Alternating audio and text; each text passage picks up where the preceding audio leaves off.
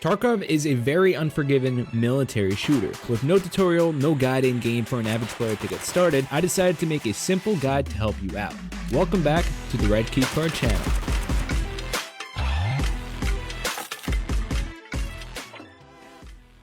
How's everyone doing today, guys? My name is David and welcome to the Red Key Card YouTube channel. Today we're going to be talking about how to get started in Tarkov from literally level 0. If you've never played Tarkov, I'm going to be teaching you some tricks. If you played Tarkov before, go ahead and look at the timestamps. There's going to be some tips and tricks and stuff you might not have known. As always, if you're new to the channel, go ahead and like and subscribe. If you like Tarkov and you want to get better at this game, subscribing, you're just going to see a bunch of new videos from Tarkov. There's going to be tips and tricks. There's going to be clips. Just everything around Tarkov is going to be this channel. So it takes 2 seconds. Go ahead and subscribe. And if you want to be a big Chad boy, go ahead and hit the bell. Now to get started, you want to choose your language and then you're going to choose your name. If your name's taken, that's totally fine. When a new wipe comes, everything's going to be reset and you can choose that same name if someone hasn't already taken it. Every wipe, you get to change your name and that's pretty cool. After this, you're going to see 2 characters on your screen. You're going to see a bear, which is a Russian faction, and you're going to see a USEC, which is a United States faction. Now these are going to be your PMCs, basically your main character. Now your main character gathers loot and goes into raid. Whatever you get into raid and you extract, you actually keep those items. But if you die, you lose all the items you brought with you into raid. Now, personally, I like USEC. Main reason being is because you can speak English with the character voice lines. Now, depending on which character you get, it actually changes your starter gear. So in my opinion, you should choose USEC if you want to speak English. If you want to speak Russian, go ahead and choose bear. Now, keep in mind, the developers want you to team up with the same unit. So if you're USEC, they want you to team up with USECs. If you're a bear, they want you to team up with bears. Now, as of now, that's not happening. No one's teaming up. It's very rare for someone to team up. But later on in a couple years, you're going to see USECs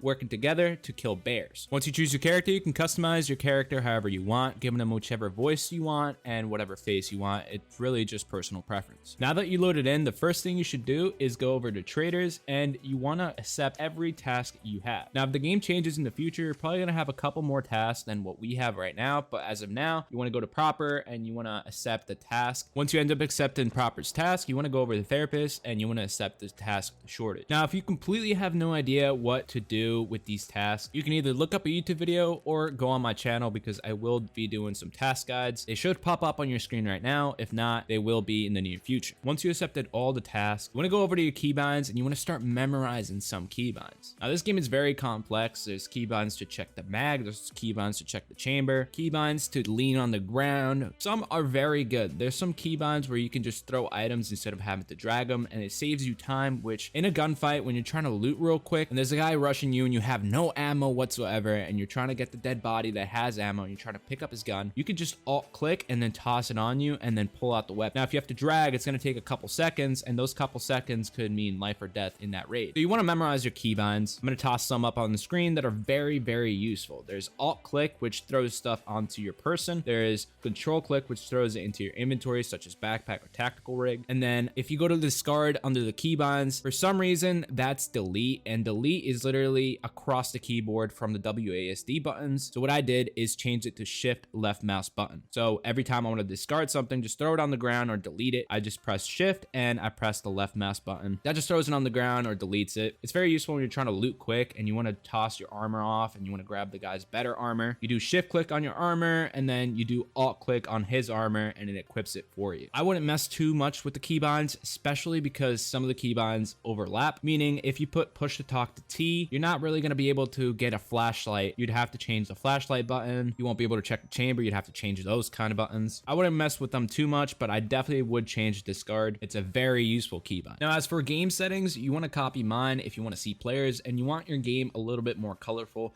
Now, obviously, you guys can mess around with this. If you like the way Tarkov looks normally, you can go ahead and use those settings, or you can use mine. Personally, my settings allow me to see more inside in dark places. I can see loot better, and I can see people far away. So if you want to copy my settings, they're up on the screen. Just go ahead and copy them. Now to explain Hideout. Hideout's in the main menu. You can check it out. It's basically just your base. If you're not in raid, you're in your hideout. Now the hideout is very useful for many things. You can craft items to sell. You can craft items that you need for quests, which are found in raid. You can also do stuff that makes makes your character's skills go up, such as adding an air filtration unit. Now, early game, you don't really have to worry too much about it, but you do want to upgrade your hideout. Now, if you have a normal account and you don't have the $180 version, you can go in your hideout and you can grind for a bigger stash. Your stash is where you keep all your loot. And if you have a normal account, you have a level 1 stash. If you have the $180 account, you have a huge stash, which is level 3, which is really nice that you can grind for a bigger stash. But for now, I wouldn't worry too much about the hideout, especially if you're brand new at this game. Now, to get into raid, you want to gear up. Now, we're going to start with everything about meds and how they can be useful in raid. Now, if you need meds and you don't have any, you can go to therapist and buy some from her. Now, to start off with bandages, all they do is stop light bleeding. Now, you can either light bleed or heavy bleed, and it won't stop a heavy bleed, which means you're going to be bleeding out if you just bring a bandage into the raid. And if you stop your light bleeding, it doesn't mean it's going to heal you up. Now, bandages are really not useful. I mean, if you have them, bring them, but they're really not useful. What I recommend is to bring a Solua kit or bring a car kit. Basically, what these do is that they stop light bleeding and heal you up at the same time. Now, a bandage only stops the light bleeding. It doesn't heal you. The Solua kit and the car kit stops the light bleeding and they heal you up. There's other couple variations depending on the space you have.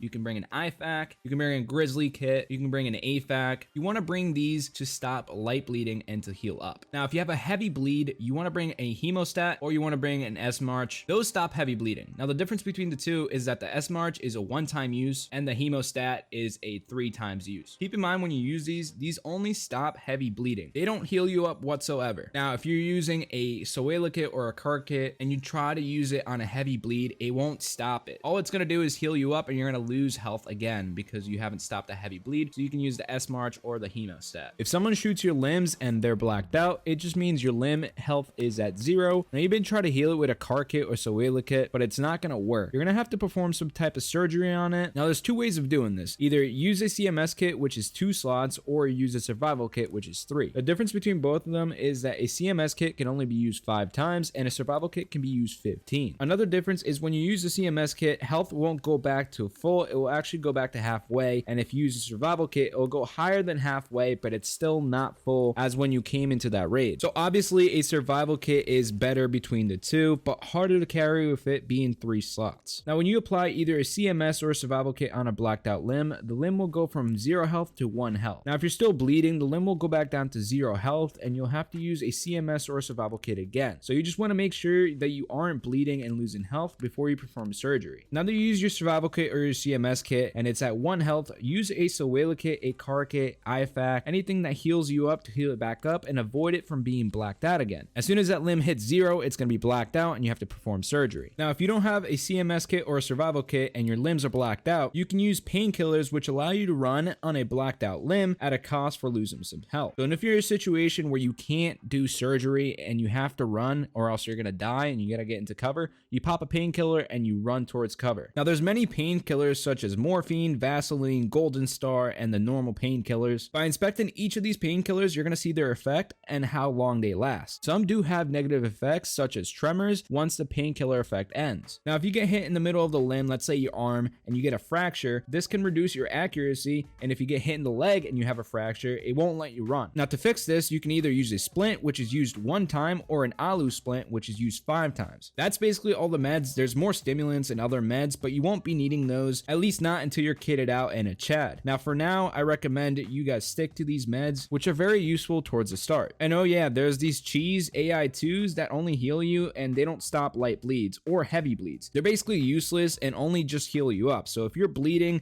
and you're trying to heal with an AI2, you're going to keep bleeding out because that doesn't stop. In my opinion, I think you should just sell them and use a car kit or Soela kit, which heals you up and stops the light bleed. Now let's talk about guns, ammo, and armor. For the armors in the game, there's probably about 50 plus, and all you really need to know is the tiers of armor, level 1 being the worst and level 6 being the best. This can make a huge difference in a raid if someone's only shooting your stomach area where your armor is kept, as well as ricochets if someone shoots your helmet. Now you gotta keep in mind that if someone face shots you, you're basically dead. But there is good face shields that you can put with certain helmets that reduce your hearing but prevent face shots. Now for ammo has to be the most important thing about Tarkov. You can have the best gun, best armor, but if you have bad ammo, you won't be killing anyone unless you hit a face shot. Now I linked linked a Tarkov ballistics ammo chart down below in the description, which shows which ammo is best per caliber. It also shows which ammo can penetrate certain level armor tiers, which you can clearly see some don't even penetrate level 2 armor. You just gotta make sure you have decent ammo before you go into raid, or you're gonna feel like you hit him a million times but he's still moving. Now what you bring into raid is up to you. You can either have a hatchet and go, or you can come with some gear to fight. Here's a basic example of a loadout. You want to have good armor, level 4 or better is usually what I prefer, as well as a good helmet, but like I said, it doesn't matter, you can get face tapped and drop. A tactical rig to have some meds, mags and grenades, as well as some extra spots to stash loot you find in raid. A backpack is essential if you want to come out of a raid with good items. In your secure container, you want to bring expensive stuff you hate to lose. Meds are usually what I keep in the secure container, so you don't have to rebuy them. Now for meds, you want to bring in something to cover fractures such as alu splint. An alu splint has 5 uses, or you want to bring a normal splint which has 1 use. Something to stop the heavy bleeding, a hemostat which is 3-time uses, or an S march which is 1-time use. You want to bring something to heal you up to stop light bleeding. This could be a car kit, a Sawela kit, an IFAK, an AFAK, or a grizzly kit, a CMS or survival kit to perform some surgery if you really need to, and some painkillers to pop if you need to run and you have blacked out limbs. Now as you start going into raids, you'll start noticing what is important and what isn't. You also want to bring your main gun with some mags. Make sure you have decent ammo in the mags and store them in your tactical rig. If you put it in your backpack, you won't be able to use the mags, meaning you can't reload. You also want to bring some type of headphones to listen to footsteps. The better the headphones, the more footsteps you can hear further away, so you can pinpoint their location. Now that you got your meds, your armor, your gun with some extra mags, maybe extra bullets, your tactical rig, backpack, and headphones, you are set to go. Press Escape from Tarkov and you'll see a scav and a PMC. PMC is your main character which you level up and do quests on. When you go into raid as a PMC, the raid is brand new and every PMC spawns at the same time, so you have an equal chance to find loot. Now a scav is a random generated character with random loot that spawns towards the end of the raid to find items that people have left or missed. On every map there is also NPC scavs that spawn in patrol areas. These are scavs that are bots and not players. There can either be player scavs or NPC scavs. To be honest, you really can't tell a difference unless you see their movement. As a scav, you don't want to shoot any other scavs. The only reason you would want to kill a scav is if the scav's a bad scav and killed another scav. Now here's an example. Me and my buddy were a scav running and he gets shot and dies.